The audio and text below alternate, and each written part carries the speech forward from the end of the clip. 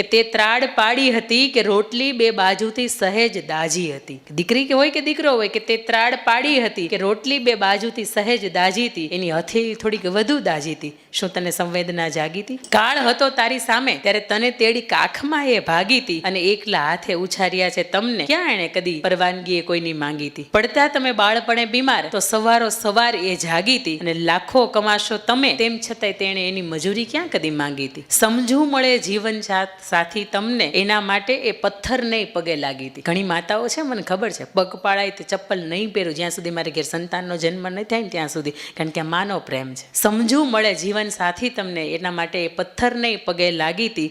તમારી ખુશીઓ માટે તો એને પોતાની ખુશીઓને ત્યાગી હતી. અન્યાય થતો તમારી સામે ત્યારે દુનિયાની સાથે બાજી હતી. મારી વાલી દીકરીઓ એ માં હતી. શું તમને ભગવાન સમી લાગી હતી? આ માં છે ને, એ ખરેખર જીવતું અને જાગતું ભગવાન જેવું સ્વરૂપ છે.